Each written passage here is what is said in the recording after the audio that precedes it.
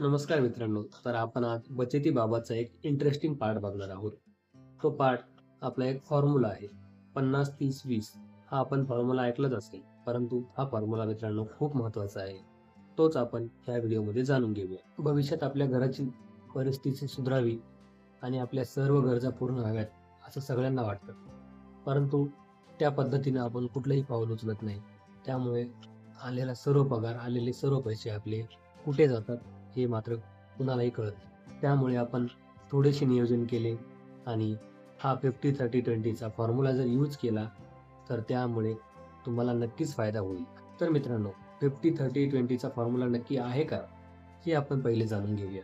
तर मित्रांनो, 50-30-20 हे एक आपल्या ₹100 मध्ये डिव्हाईड केलेले असे पार्ट आहेत. त्याचा सरळ-सरळ अर्थ असा की आपण ₹100 मधील ₹50, ₹30 आणि ₹20 असे 3 भाग करायचे आहेत आणि ते कुठला भाग कुठल्या गोष्टीसाठी खर्च करायचा आहे, ते आपण या व्हिडिओमध्ये जाणून घेऊया. तर मित्रांनो, यातील 50% हा भाग आपण आपल्या अत्यावश्यक गरजेच्या गोष्टींसाठी खर्च करणार आहोत. त्यामध्ये तुम्ही तुमचा रूम रेंट, तुमचे वीज बिल, त्याचप्रमाणे मोबाईल बिल असतील किंवा घराचा ई-एम-आय असेल, अशा महत्त्वाच्या गोष्टींसाठी आपण या 50% मध्ये खर्च करू. ज्या गोष्टी आपल्याला केल्याशिवाय पर्यायच नाही, अशा सर्व गोष्टी या 50% मध्ये येतात.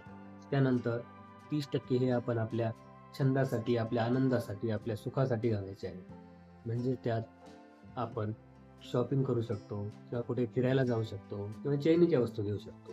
या सर्व आवडीच्या गोष्टी करण्यासाठी आपण त्या ₹100 मधले ₹30 वापरूया आणि मित्रांनो, राहिलेले ₹20 हे आपण बचत करायचे आहेत. इन्व्हेस्टमेंटच्या स्वरूपामध्ये आपण कुठेतरी गुंतवायचे आहेत अशा चांगल्या ठिकाणी. मित्रांनो, हे आपण एका उदाहरणाने समजून घेऊया. समजा मित्रांनो, तुमचा पगार ₹50,000 आहे.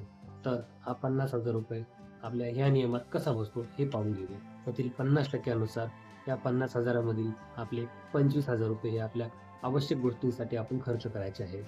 त्यानंतरचे 30% म्हणजे ₹15,000 हे आपल्या इच्छेनुसार आपण आपल्या आवडत्या गोष्टींसाठी खर्च करायचे आहेत.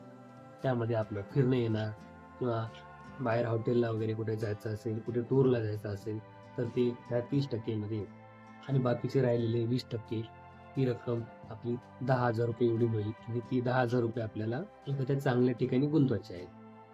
म्हणजेच बचत करायची आहे. तर मित्रांनो, या नियमाचा आपल्याला काय फायदे होतील हे आपण बघू. आपल्या पैशाचं नियोजन होईल, आपल्या भविष्याची चिंता मिटेल, आपण आपले उद्दिष्ट साध्य करू. यामुळे आपला कोणताही अनावश्यक खर्च होणार नाही. या नियमाचे पालन करून तुम्ही इच्छा आणि गरजा या दोन्ही पूर्ण करू शकता. तर मित्रांनो, हा 50-30-20चा फॉर्म्युला खूप महत्त्वाचा आहे. आपण त्याचा नक्कीच फायदा घ्यावा. हा नियम दिसायला जरी सोपा असेल, तरी त्यातून फायदा हा खूप होणार आहे. त्यामुळे तुम्ही नक्कीच या नियमाचं पालन करा आणि बघा भविष्यात तुमची खूप भरभराट होईल. तुम्हाला या नियमामुळे खूप शिस्तही लागेल. त्यामुळे तुमचा इतर खर्च जो अनावश्यक गोष्टींवर होतो, तो 100% बंद होईल. तर मित्रांनो, तुम्हाला असेच नवनवीन इन्फॉर्मेटिव्ह व्हिडिओ पाहिजे असतील, तर आपल्या चॅनलला सबस्क्राईब करा. थँक